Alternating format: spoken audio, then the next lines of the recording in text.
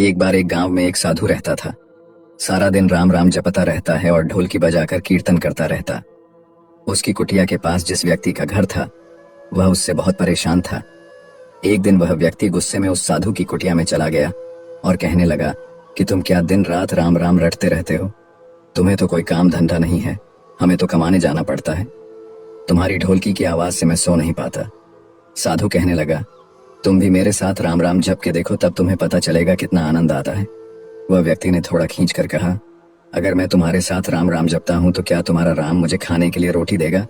साधु कहने लगा कि मुझे तो राम नाम की लगन लगी है, मुझे तो राम जी की कृपा से हर रोज भोजन मिल ही जाता है।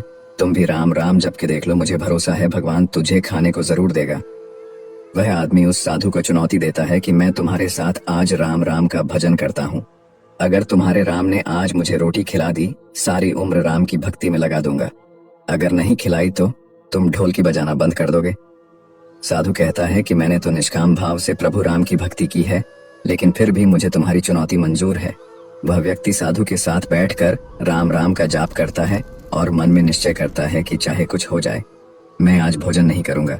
देखता हूं इसका राम मुझे कैसे भोजन कराता है।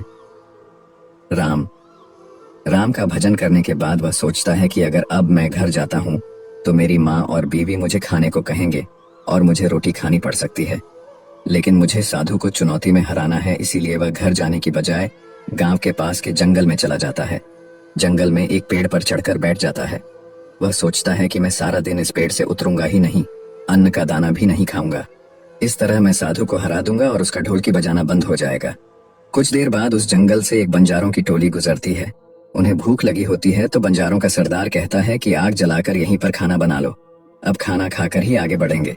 खाना बनकर तैयार हो जाता है। बंजारे खाना खाने ही वाले होते हैं कि इतनी देर में बंजारों को सूचना मिलती है कि पीछे से डाकू आ रहे हैं। तो बंजारों का सरदार कहता है कि हमें यहाँ से चले जाना चाहिए, डाकू हमारा सब कुछ लूट सकते हैं। वे बंजारे खाना वहीं पर छोड़कर चले जाते हैं। वह आदमी पेड़ पर चढ़ा सब कुछ देख रहा था। कुछ समय बाद डाकू वहां पहुंच जाते हैं। भोजन को देखकर डाकू कहते हैं कि खुशबू तो बहुत अच्छी आ रही है, लेकिन ये भोजन किसने फिर बनाया? बनाने के बाद खाया क्यों नहीं? कहीं किसी की चाल तो नहीं हमें फंसाने की? हो सकता है इस भोजन में जहर हो।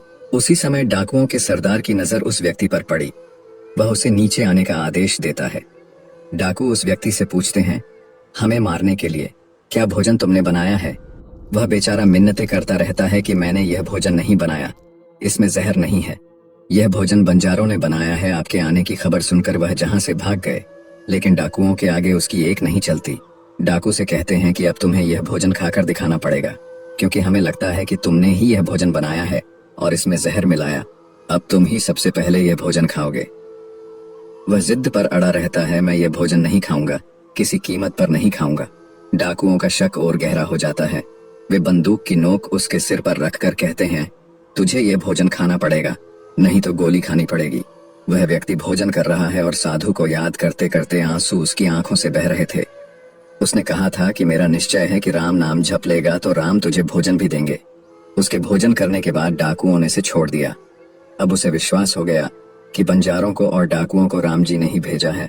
वह सीधा साधु की कुटिया में चला गया और जाकर उनके चरणों में प्रणाम किया और उन्हें सारा वृतांत सुनाया। अब उस साधु से भी ज्यादा उसे राम नाम की लगन लग गई। उसने अपना पूरा जीवन राम जी को समर्पित कर दिया। जो सच्चे भाव से श्री राम नाम का जाप करता है उसका जीवन हीरे के समान हो जाता है।